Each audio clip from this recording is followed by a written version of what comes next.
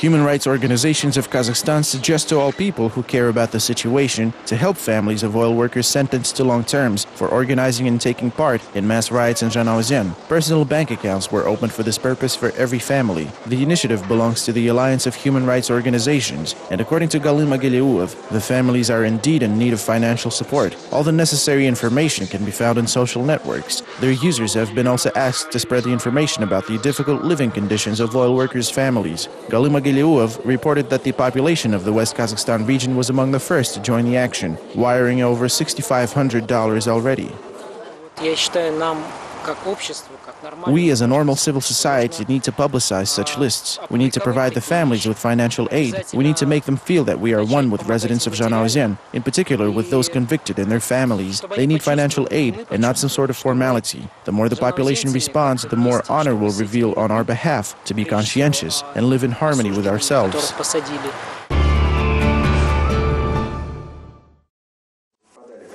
Lukpan Akhmedyarov, the reporter with the Uralskaya Nedelya newspaper, was awarded the prize of the international organization Reporters Without Borders, given to journalists for honest and courageous coverage of events in countries without guaranteed or limited freedom of speech. The Peter Mackler Prize received by Lukpan was awarded for a series of articles investigating corruption and an essay Family, Friends and Favors. Akhmedyarov is known for his participation at rallies supporting Zhanaozen victims and repeatedly speaking against the system of repression in the country. In April this year, Akhmedyarov survived an assault and was taken to hospital with 8 stab wounds and 2 traumatic pistol wounds.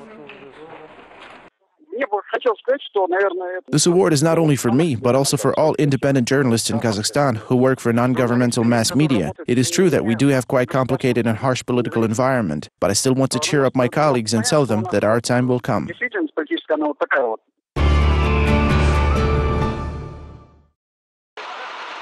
Bakhit Talepov, the head of the customs station Almaty, was dismissed from his position on Wednesday due to constant complaints sent by businessmen to the website of the Customs Control Committee chair, Mazhit Yesenbaev. One of the entrepreneurs wrote about lawlessness and non-stop extortion practices and even about established organized crime groups within the Customs Registration Center. I always have to pay the unofficial fee for each vehicle I bring in, and the amount sometimes reaches up to $5,000. All this happens with impunity in the center of Almaty, and nobody cares, even the internal security. Recently, these people said that all my work will be processed in the Eurasia Customs Service, which is owned by the head of the checkpoint Talepov, and if I disagree, I will have big problems.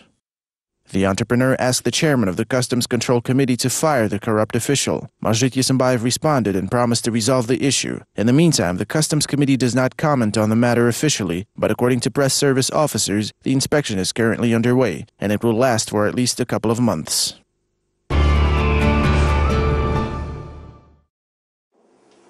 According to the Interior Ministry report, the unscheduled staff attestation in 4 regions of the country, Akhtubinsk, West Kazakhstan, Mangistau and Atyrau, left 23 mid-level supervisors demoted and 13 others dismissed altogether. So far, the demotion record is held by law enforcement authorities of the Mangistau region, where the Zhanaozen violence took place last December. 69 employees went through the staff assessment in the Mangistau region. So far, only 1 staff member is recommended for promotion. The attestation committees found 48 employees fitting their current positions. 10 were advised demotions, 6 transfers to other departments, and 4 employees were advised to be dismissed.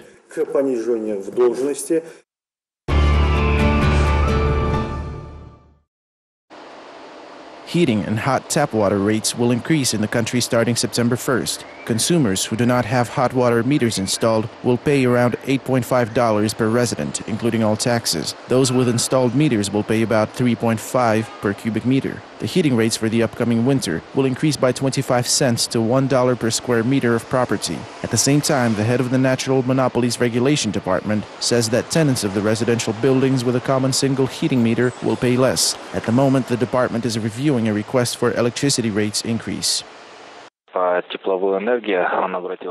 electricity rates were asked to be raised by 12.2% starting September 1st, but after assessing the situation, the department approved the raise by 9.2%. The raise is dictated by the increase of operational costs, growing expenses of third-party organizations, and rising costs of energy resources used for heat generation.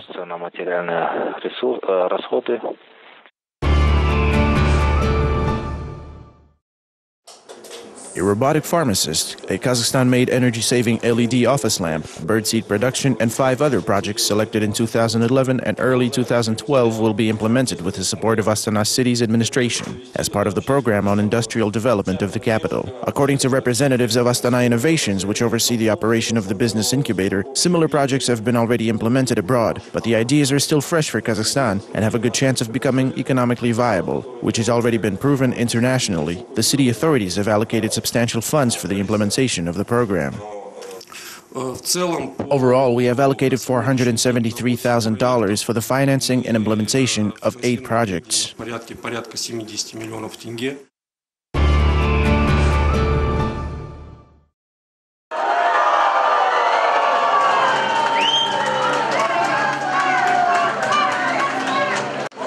Olympic champions Zulfiya Chinchanlo, Maya Maneza, and Svetlana Podobedova have returned to Almaty from London. The plane landed at the Almaty airport this morning, where a large group of fans and friends had been waiting for the athletes and the head coach of the national team, Alexei Ni. Recent rumors about his possible resignation raised some concern in the country, but on Wednesday, Ni said he's not going to resign just yet.